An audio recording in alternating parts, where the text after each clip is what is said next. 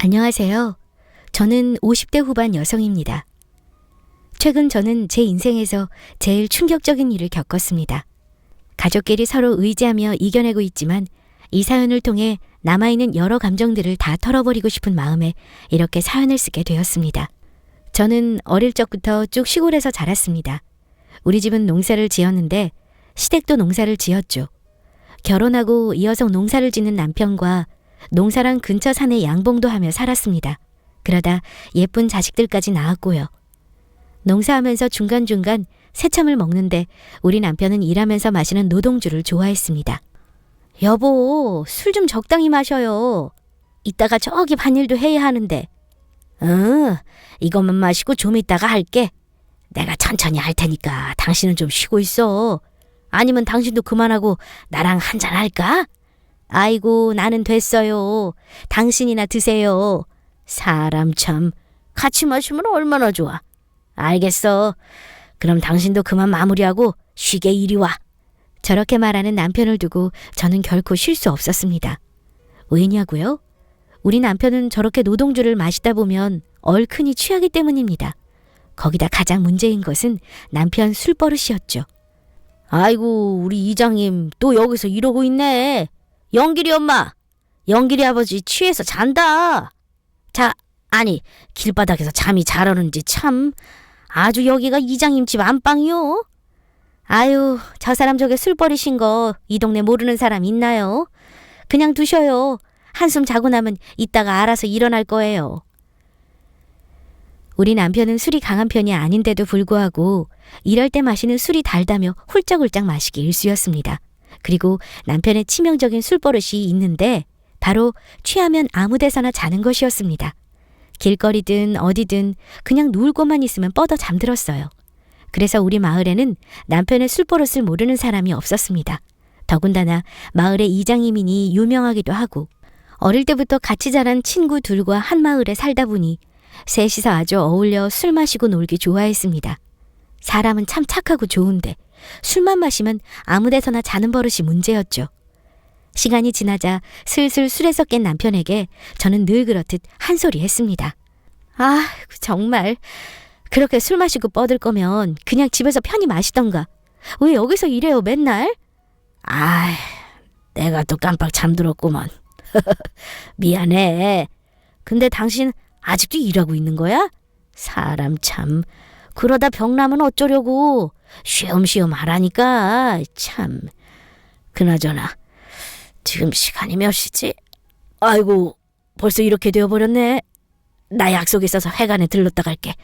날 점점 어두워지니까 당신 먼저 얼른 들어가. 회관에는 또 왜요? 또 당신 친구들 만나요? 친구들도 보고 겸사겸사 의논할 게 있어서 모이기로 했어. 또 술 마시고 오는 거예요? 아니야, 술 마시는 그런 분위기는 아니고 이번에 우리 동네 주변에 재개발로 건물들 막 들어선다고 하잖아. 그런데 그 사이에 우리 마을 양봉하는 산이 딱 끼어 있더라고. 아이고, 어째. 그러면 우리 마을 양봉은 어쩐대요? 안 그래도 값은 후하게 쳐줄 테니 자꾸 팔라고 그러는데 그렇지만 그럴 수야 있겠어. 그 양봉하는 산이 어떤 산인데. 우리 마을 옛 어르신들이 계속 이어서 양봉하신 곳이고 거기다 우리 아버지도 그곳에 평생을 바치셨고 마을 이장으로서 우리 마을에 내려오는 것을 잘 보존하고 지켜야지. 사람들끼리 모여서 그거 의논하기로 했으니까 다녀올게. 그래요, 알겠어요. 너무 늦지 말고 와요. 술은 마시지 말고. 우리 남편은 자신이 나고 자란 마을에 많은 애착이 있었습니다. 남편의 옛 추억과 부모님의 흔적, 그리고 그 전부터 계속 이어져 내려오는 마을 양봉 사업에 큰 자부심을 느꼈어요. 그러므로 이장으로서 더욱더 책임감을 느끼고 지키려는 듯 했습니다. 또 전부터 마을 사람들이 돌아가시면 그 양봉하는 산에 모시기도 했습니다. 죽은 분들이 우리 산을 지켜줄 거라 생각했었죠. 남편뿐만 아니라 마을 사람들 모두 남편과 생각이 같았습니다. 오래전부터 내려오는 전통을 지키려고 노력했죠. 그런데 어느 날 남편이 풀이 죽은 모습으로 집에 들어왔습니다. 왜 그래요? 밖에서 무슨 일 있었어요? 순이네 할머니 집 보일러 보러 간다고 나가놓고는 왜 그렇게 풀이 죽어서 들어와요? 풀이 죽기는... 아니야, 괜찮아. 괜찮기는 뭐가 괜찮아요? 아니, 무슨 일이길래 나갈 때랑 달라져서 들어오냐고요. 아까는 순이네 할머니 집에서 혼자 계셔서 겨울에 추우실까봐 문제 있는 보일러 미리 봐야 한다고 허허실실 웃으면서 나가더니 어디서 쓴소리 듣고 온 사람처럼 힘없이 축 처져서는. 그게 순이네 할머니 보일러 봐드리고 오는 길에 형식이하고 춘배 만났거든? 삼총사 당신 친구들이요? 근데 왜 표정이 그래요? 친구들이라면 좋아서 환장하는 사람이. 글쎄, 형식이랑 춘배가 나한테 대뜸 양봉산 정리하자고 하더라고. 그래서 왜 그런지 이유를 물었더니 건설 쪽 사람들을 따로 만나고 왔는지 돈을 많이 준다고 했다면서 나도 찬성해주고 같이 다른 사람들을 설득하자고 하네. 아무래도 내가 이장이니까 반대하시는 어르신들이 마음 돌릴 거라고 하면서. 어머, 형식 씨랑 춘배 씨가 왜 그런 소리를 한대요? 당신보다 양봉산 생각하는 마음이 더 대단했잖아요.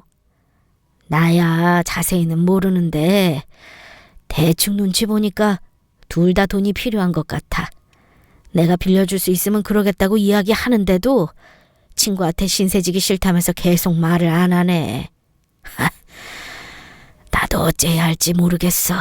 친구들 생각하면 내가 도와주고 싶은데 양봉산을 잘 잇고 싶기도 하고 참 난감하네. 우리 마을 양봉산 소유는 마을 사람들의 지분이 거의 다 들어가 있습니다. 공동소유라고 할 수 있죠. 그러나 그 중에서도 우리 남편 집안의 지분이 제일 컸습니다. 남편 조상님들이 양봉산에 많은 애정을 가지셨나 봅니다. 그 사실을 알게 된 지분이 있는 다른 어르신들께서 이장인 남편을 찾아와 난리를 피우셨고, 마을 사람들의 협동적인 결과물이 있어야 한다며 집마다 방문해서 팔지 않겠다는 동의서 서명을 받는 게 좋겠다고 하셨죠. 남편도 같은 생각이지만 착한 마음 탓에 친구들이 마음에 걸린 듯 했습니다. 그 사실을 알게 된 남편 친구들이 우리 집을 찾아왔습니다. 재수씨, 계세요? 오셨어요? 지금 집에 저 혼자인데 그이는 숙이네 밭일 대신 도와드리러 갔거든요. 알고 있어요. 괜히 숙이 아버지가 일하기 싫어서 허리 아프다는 핑계로 이장 도움받고 있는 거 아닙니까? 그렇게 생취하는 거라고 말해도 하여간 착해 빠져서 누가 도와달라고 하면 그저 허허실실거리기나 하고, 그 사람이 원래 누구 부탁이면 다 들어주려고 하잖아요. 워낙 정이 많아서. 그런데 어쩐 일로 오신 거예요? 그이도 없는데. 재수씨께 부탁 좀 하려고요. 이런 말씀 드리기 좀 그런데 우리도 친구놈한테 이런 말 하기 어렵기도 하고, 아무래도 우리보다는 재수씨가 말씀하시는 게 더 낫지 않을까 해서요. 네? 제가요? 아휴, 제가 무슨 이야기를 해요. 그리고 얼마 전에도 여러 어르신이 찾아와서 남편한테 난리 피우고 가셨어요. 양봉산 지켜야 한다면서 동의서에 막 서명 받으라고 하시고. 춘배 씨랑 형식 씨도 잘 알잖아요. 그이가 워낙 정이 많고 착해 빠져서 사람들 부탁이면 다 들어주고 오지랖도 넓으니까 사람들이 그 모습 좋아서 이장으로 뽑은 거. 그런 사람이 지금 이러지도 못하고 저러지도 못하고 얼마나 힘들겠어요. 거기다가 그이가 이장된 후로 양봉산업에 더 매진하고 군청에서 마을사업인가 뭔가에 선정됐다면서요. 다른 어르신들이 얼마나 좋아하셨는데요. 남편은 마을 이장으로서 마을 더 번영시키려고 노력하는 것 같은데 왜 갑자기 마음이 바뀌셨는지 모르겠네요. 두 분 다 우리 마을 양봉사업에 같이 공들이셨잖아요. 그땐 그랬었죠. 그런데 재수씨도 아시지 않습니까? 요즘 양봉사업으로 형편이 나아집니까? 거기다 젊은 사람들은 다 도시로 떠나고 나이 든 사람들끼리 하면 뭐 얼마나 한다고요? 시대도 달라졌고 언제까지 양봉사업만 하고 살아야 하는지 이야기해보니까 그 건설사에서 몇십 배로 값을 쳐준다고 하는데 차라리 그 돈 받는 게 더 나은 것 아닙니까? 서로 얼마나 좋아요? 그래도 내가 남편한테 이야기하는 건 아닌 것 같아요. 부부는 같이 생각해야 한다잖아요. 저는 남편 결정을 존중하려고요. 저한테 이러지 마시고 그이랑 잘 이야기해보세요. 마을 어르신들과도 충분히 이야기해보시고요. 난처한 부탁을 거절하고 무거운 마음으로 둘을 돌려보냈습니다. 그리고 이 사실을 집에 돌아온 남편에게 이야기했어요. 남편은 제 말을 듣고 한숨을 푹 내쉬더군요. 친구들이 나 몰래 당신한테까지 와서 말할 정도면 분명 뭔가 이유가 있을 텐데 친구로서 도와줄 수 있는 게 없으니 참 마음이 안 좋네. 여보, 당신 생각은 어때? 친구들 말처럼 더 이상 이런 시골에 박혀서 양봉 사업이니 뭐니 마을 전통이고 나발이고 그만하는 게 맞는 걸까? 난 당신 의견을 존중하지만 당신이 이 마을과 양봉산에 대한 애정이 얼마만큼인지 알아요. 당신도 더는 어려워서 그만하고 싶다면 그 뜻을 존중하겠지만 난 당신이 나중에 꼭 후회할 것 같아요.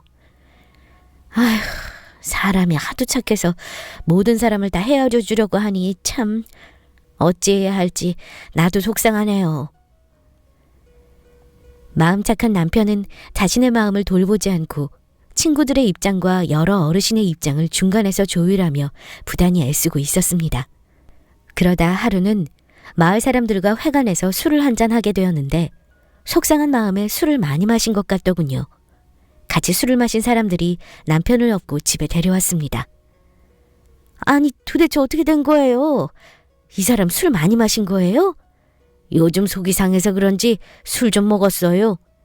그래도 그렇지 술도 못 이기는 사람이 얼마나 마신 거야 그래. 그래서 걱정되어 저희가 데리고 온 거예요. 술 먹고 아무 데서나 자려고 하는 거 겨우 끌고 왔습니다. 날도 추운데 그냥 자다 객사하려고 참. 남편 술버릇을 아는 사람들은 고맙게도 남편을 챙겨서 집에 데려다 준 것이었습니다. 그리고 다음날 술에서 깬 남편에게 어제 일에 관해서 이야기하자 다시 속상한 마음이 몰려오는지 제게 이야기하더군요. 마을 사람들하고 이야기하는데 이미 춘배하고 형식이가 다른 사람들을 설득했더라고. 그런데 어르신들은 결사반대하시니 내가 속이 상해서 그만. 미안해 여보. 그래서 찬성하는 사람이 많아진 거예요? 아직 반대하는 사람보다는 적은데 그래도 계속해서 다른 사람들 설득하고 있는 것 같아. 형식이랑 춘배 마음도 이해는 되지만 한편으로는 서운하기도 하네. 같이 잘 보존해서 우리 마을 계속 지키자고 한 게 엊그제 같은데 말이야. 친구들한테 서운해하는 내가 참 나쁘기도 하고. 나쁘긴 뭐가 나빠요. 당신이 친구를 생각하는 마음이 얼마나 큰지 내가 다 아는데. 그러지 말고 잘 이야기해봐요. 술은 적당히 마시고요. 알겠어. 미안해. 자꾸 술 마시는 모습 보여서. 너무 속상해서 그만 내가 절제를 못했네. 당신 말대로 이참에 친구들하고 좋게 이야기하면서 해결점을 찾아봐야겠어. 남편은 다시 친구들과 이야기해야겠다며 준비하였습니다. 그런데 그때 마침 걸려온 전화를 받더니 갑자기 웃으며 기분이 좋아지더니 저보고 나갔다 오겠다고 했습니다. 왜요? 무슨 좋은 일 있어요? 글쎄, 춘배하고 형식이가 다시 생각이 바뀌었다고 나한테 미안하다고 하네. 돈보다 우리 마을 전통을 더 생각하기로 했다고 하면서 반대쪽으로 확실히 굳혔다고. 내가 이럴 줄 알았어. 내 친구들이 어릴 때부터 우리 마을을 얼마나 애지중지하며 아끼고 솔선수범했는데. 나 그럼 다녀올게. 그리고 이야기 잘 마무리되면 당신한테 신경 좀 써야겠다. 요즘 내가 마을을 돌보느라 당신한테 너무 신경을 안 썼네. 미안해 여보. 오늘 술 한잔 할 것 같으니까 먼저 자고 있어. 남편은 기분이 좋은지 연신 웃으며 집을 나섰습니다. 저는 기분 좋은 남편이 오랜만에 친구들과 얼큰이 취해서 놀다 올 거라 생각했습니다. 그리고 혹시나 아무 데서나 자면 어쩌나 걱정도 됐지만 친구들이 알아서 챙겨주겠지 생각하며 안심하고 잠이 들었어요. 그리고 아침에 일어나 보니 역시나 옆에 남편이 없었습니다.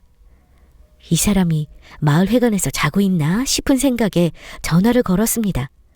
그런데 남편의 벨소리가 바깥쪽에서 희미하게 들리더군요. 저는 뭔가 싶은 마음에 마당으로 나가봤습니다. 그런데 마당 문 앞에서 소리가 점점 크게 들렸어요. 문을 열고 살펴보니 남편이 현관문 앞에 누워 있었습니다. 저는 놀라 남편을 깨웠어요. 여보, 당신 여기 왜 이러고 있는 거예요? 미쳐 정말. 추운 한겨울에 얼어 죽으려고. 여보, 좀 일어나 봐요. 남편은 집 앞까지 다 와서는 술에 취해 그냥 뻗어 잠든 것 같았습니다. 저는 길바닥에 누워서 자는 남편을 보고 흔들어 깨웠습니다. 그런데 이상하더군요. 보통 이 정도로 흔들고 깨우면 일어날 만한데 남편은 도무지 일어날 생각을 하지 않았어요. 저는 이 사람이 도대체 술을 얼마나 마신 건가 싶어 더 세게 흔들었습니다. 그러자 배 위에 있던 손이 힘없이 바닥으로 떨어졌어요. 저는 순간 멈칫하게 되었습니다. 그리고 떨리는 손으로 남편의 코에 손을 가져다 대었죠. 그런데 남편의 숨이 느껴지지 않았습니다. 그때부터 무슨 정신이었는지 모르겠습니다. 울며 불며 남편을 더욱더 격하게 흔들어 깨웠습니다.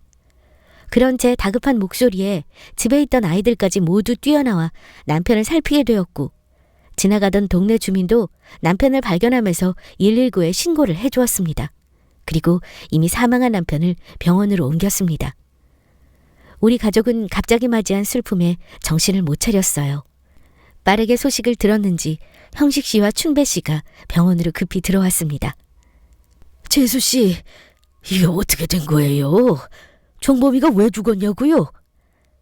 저도 모르겠어요. 그이가 어제 두 분 만나러 나갔잖아요. 형식 씨랑 춘배 씨가 더 잘할 거 아니에요. 왜 그 사람이 우리 집 문 앞에 그렇게 누워 있었는지 그 사람 술버를 뻔히 알면서 챙겼을 거 아니에요. 당연히 챙겼죠. 분명히 집 앞에까지 데려다 주고 갔는데 우리는 당연히 집으로 들어갔을 거라고 생각하고, 그럼 정범이가 어제 집에 안 들어가고 대문 앞에서 그냥 잠들었나 보네. 이 미련한 게. 그러니까 내가 어제 술을 적당히 마시라고 했는데 너무 기분이 좋다고. 그래서 재수씨, 정범이가 왜 죽은 거랍니까? 정범이가 죽었다는 게 계속 믿기질 않아요. 의사가 뭐라고 하던가요? 의사 말로는 추운 겨울날 밖에서 잠들었으니 저체온으로 사망했을 거라고. 아이고 정범아, 우리가 미안하다. 내가 집에 들어가는 걸 끝까지 보고 갔어야 했는데 미안해요 재수씨. 우리는 당연히 정범이가 집으로 들어갈 줄 알았어요. 두 친구는 남편을 집 앞까지 데려다주고 알아서 들어갈 거라 생각한 나머지 가버렸다고 합니다. 그런데 남편은 다음 날 대문 앞에서 싸늘하게 발견되었고요. 저체온에 의한 사망이라는 의사의 판단이 있었지만 어쨌거나 사망사건이니 경찰 조사도 했습니다. 남편이 이장이라 동네 순경분들과도 친하게 알고 지냈는데 남편의 술버릇을 당연히 잘 알고 있으니 저체온증으로 인한 단순 사망사건으로 해결하였습니다. 그렇게 남편은 60세의 나이로 일찍 우리 곁을 떠났어요. 우리 가족은 남편의 장례를 치르고 화장하려고 하였으나 시어머니께서 굳고 반대하셨습니다. 안 된다. 우리 아들은 양봉산에 묻어줘야지. 그 가여운 게 얼마나 한이 될고. 죽어서 혼이라도 그곳에 있게 화장하지 말고 양봉산에 쉬게 해주자. 어머님의 말씀을 듣고 보니 맞는 말인 것 같았습니다. 그래서 우리 가족은 남편을 양봉산에 자리를 만들어 쉬게 해주었습니다. 하지만 마음의 준비도 없이 찾아온 남편의 죽음으로 인해 우리 가족은 매일매일 슬픈 하루를 보냈습니다. 마을 사람들도 갑작스런 이장의 죽음에 놀라서 받아들이기 어려워하였어요. 마을 전체가 암울했습니다. 당연히 이렇게 슬퍼할 이유는 충분했습니다. 우리 남편은 어릴 적부터 마을에서 자란 토박이이며 마을 식구끼리 아주 친하게 지낸 사이였습니다. 거기다 착한 성격 탓에 굳은 일도 도맡아 하였기에 성실하다며 마을 사람들 모두 남편을 좋아했습니다. 모두 함께 슬퍼해주며 남편을 보내주었죠. 그렇게 양봉산에 남편 묘를 만들고 며칠이 지났습니다. 누군가 우리 집 문을 두들기더군요. 누구세요? 누구냐는 말에 아무 대꾸 소리가 들리지 않자 저는 궁금한 마음에 그냥 문을 열어주었습니다. 문을 열고 보니 한 젊은 여자가 서 있더군요. 누구시죠? 여기가 이장님 댁 맞죠? 네, 그런데요. 무슨 일이시죠? 아주머니, 저 모르시겠어요? 지은이에요. 지은이? 아, 형식 씨 딸 맞지? 어머, 지은아, 정말 오랜만이다. 대학 시절부터 홀로 서울에서 쭉 지내고 있다고 들었는데 몰라보게 예뻐졌구나. 그나저나 이번에 아빠 보러 내려온 거야? 아이고, 내 정신 좀 봐. 우선 들어와. 차라도 마시고 가렴. 저는 오랜만에 보는 형식 씨의 딸을 집으로 들어오게 하고 간단하게 차를 준비해서 대접했습니다. 대학생이 되자마자 서울로 가버리고 그곳에서 직장 생활을 하고 있다고 들었는데 한참 만에 보는 거라 몰라보게 달라져 있더군요. 저는 반가운 마음에 이런저런 질문을 하였는데 지은이의 행동이 뭔가 이상했습니다. 뭔가 불안한 듯 보였어요. 저는 그런 지은이에게 조심스레 물었습니다. 지은아, 왜 그러니? 어디 아프니? 안색이 안 좋은 게... 저기 아줌마, 얼마 전에 정범이 아저씨 돌아가셨다는 이야기 들었어요. 많이 힘드시죠? 제가 뭐라고 위로해야 할지. 아니야, 괜찮아. 위로는 무슨. 지금은 어느 정도 마음이 편해졌어. 아줌마 걱정되어 들른 거구나? 어쩜 마음씨 착하기도 해라. 저기, 아줌마, 실은 제가 드릴 말씀이 있어서 왔어요. 그래, 말해봐. 무슨 할 말인데? 지은이는 무슨 말을 하려고 하는지 계속 안색이 좋지 않은 얼굴로 한참 동안 뜸을 들이고서야 말을 했습니다. 정범이 아저씨랑 우리 아빠랑 술 먹은 날이요. 아무래도 그날 뭔가 이상해요. 무슨 일이 일어난 것 같아요. 그게 무슨 소리니? 무슨 일이라니? 뭔가 아는 게 있는 거니? 오랜만에 아빠 보고 싶어서 집에 내려왔었어요. 깜짝 놀라게 해드리려고 아빠한테는 말씀 안 드렸고요. 집에 들어갔는데 춘배 아저씨가 집에 와 계셨더라고요. 아빠랑 뭔가 심각한 이야기를 하는 것 같았는데 내용이 뭔가 이상했어요. 아무래도 정범이 아저씨 죽음에 우리 아빠랑 춘배 아저씨가 연관이 되어 있는 것 같아요.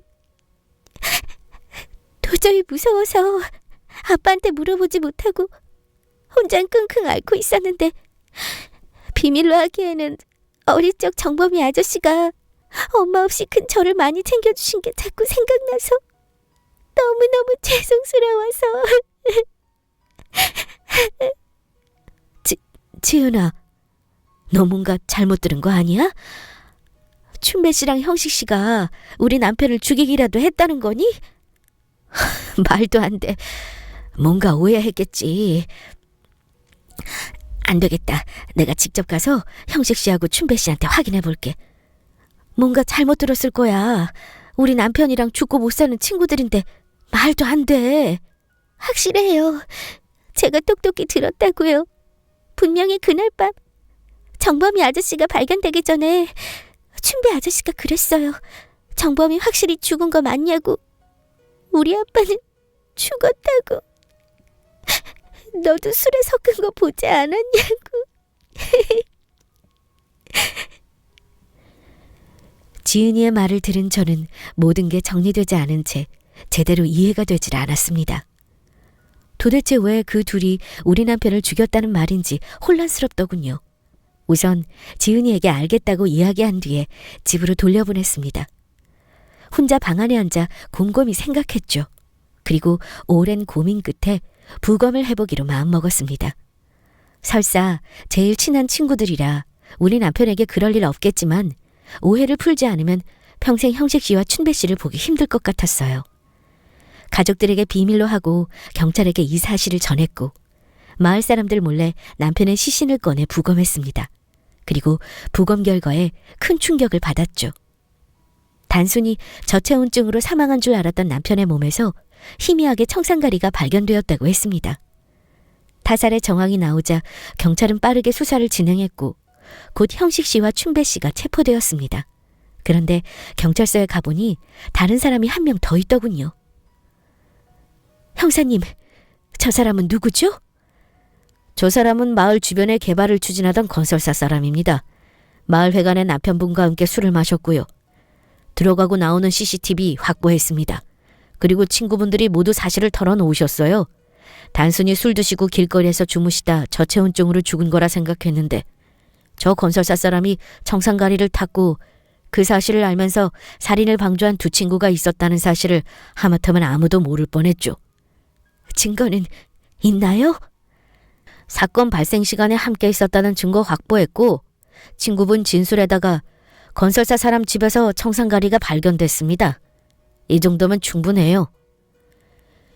저는 형식 씨와 춘배 씨에게 다가가 앞에 섰습니다. 그리고 저를 바라보는 두 사람에게 원망의 목소리로 소리쳤어요. 친구라는 사람들이 어떻게 우리 남편을 죽게 내버려둘 수 있어요? 죽이지만 않으면 괜찮은 거예요? 당신들이 약을 타지 않았다고 해도 죽게 내버려둔 거나 직접 죽인 거나 뭐가 달라? 당신들이 우리 남편 죽인 거야. 내 남편 둘도 없는 친구라는 것들이 죽인 거라고. 재수씨, 죄송해요. 우리가 그때 제정신이 아니었어요. 그냥 미쳤나 봐요. 아무리 그래도 정범이한테 그러면 안 되는 건데 돈에 미쳐서 그 돈이면 지금과는 다르게 살 수 있다는 욕심에. 원래 계획은 정범이랑 한잔하면서 기분 좋게 이야기하다가 술 취하면 몰래 지장 찍으려고 했는데 정범이가 이상하게 술을 많이 마시지 않더라고요. 그러다 건설사 사람과 같이 마시게 됐고 그 사람이 자꾸 정범이를 설득하면서 압박하니까 정범이가 처음으로 우리한테 화를 내더라고요. 이럴 생각으로 거짓말까지 하면서 자신을 불렀냐고 우리한테 정말 실망했다면서 돈이 필요하면 자기가 어떻게든 마련해주겠다고 하는데 순간 무시당하는 것 같고 비참해서 그렇게 말싸움하다 보니 정범이는 취할 것 같지 않고 건설사 저 사람이 정상가리 조금만 아주 조금만 타면 기절할 듯이 제정신이 아닐 거라고 그래서 순간 우리가 미쳐가지고 그런데 아주 조금만 탔다고 하는데 정범이가 쓰러지고 나서 일어나질 않더라고요. 너무 겁이 나서 우리가 정범이를 집 앞에 두고 갔습니다. 정말 그렇게 죽을 줄은 몰랐어요. 정말이에요. 죽일 생각은 없었다고요. 이장님 죽인 거 두 사람 맞습니다. 네? 저희가 청산가리 탄 것도 아니지 않습니까? 옆에서 방관하긴 했어도 우린 정말 죽일 생각은 안 했다고. 어떻게 친구를 그럴 수 있습니까? 우린 그냥 정신 못 차릴 정도로 살짝 기절만 하면 그러면 그냥 그때 지장만 찍으려고 한 거였어요. 저 사람이 조금만 먹으면 아무 이상 없다고 하길래. 방금 부검이가 다시 결과 보내왔습니다. 시신이 부패하여 시간이 좀 걸렸다고 하더군요. 정상가리가 소량 검출되었지만 죽을 정도의 양은 아니었다고 합니다. 정상가리 먹고 속이 이상하고 어지러워서 정신을 잃었던 거고 당신은 이장님이 잘못될까봐 겁이 나서 길거리에 버리고 간 거겠죠. 평소 술버릇이 아무 데서나 자는 사람이니 괜찮을 거라 생각했을 것이고 그런데 이장님은 시간이 지나면서 정신을 차렸을 겁니다. 그런데 이미 체온이 많이 떨어져서 결국 죽게 된 거고요. 결국 사인은 저체온증에 의한 사망이 맞습니다. 그러니까 당신들이 길거리에 이장님을 그렇게 두고 가서 죽게 된 거라고요. 아니야. 그럴 리 없어. 정상가리를 먹고 죽어가는 건 줄 알았는데 이게 아닌데. 경찰의 말을 듣고 형식 씨와 춘배 씨는 통곡하면서 울음을 터뜨렸습니다. 저는 그런 둘을 보고 큰 배신감에 휩싸였죠. 그렇게 둘은 법의 심판을 받게 되었습니다. 1차로 청산가리를 타서 먹게 하고 2차로 저체온증으로 죽게 만든 죄질이 나쁘다며 형량을 많이 받게 되었습니다. 건설사 사람도 같이 입건되면서 그 건설사는 큰 질타를 받아 재개발은 물 건너가게 되었고요. 그리고 마을 사람들도 저와 같이 크게 분노하며 마을에서 형식 씨와 춘배 씨 집을 아수라장으로 만들어놨습니다. 가족들 모두 쫓기듯 야반도주했고요. 그리고 저는 남편의 지분이 있는 양봉산을 양도받게 되었습니다. 또 친구 둘의 지분은 앞으로 제외해버리려고 따로 빼두었습니다. 형식 씨 몫은 지은에게 주었고 춘배 씨 몫은 도망간 가족들에게 미리 건네주었죠. 그리고 저는 아들과 함께 남편을 생각하며 마을 사업을 열심히 잇고 있어요. 우리 남편도 우리 가족의 모습을 보면서 미소 짓고 있을 것 같습니다. 남편의 억울한 죽음을 풀어주고 나니 우리 남편의 죽음이 덧없이 슬프게 다가오긴 합니다. 하지만 그래도 남편의 뒤를 이어 마을에 봉사하면서 살아가려 합니다. 나중에 남편을 만나면 당신 목까지 열심히 마을을 지켰다며 이야기하고 싶네요. 그럼 지금까지 제 긴 이야기를 들어주셔서 감사합니다.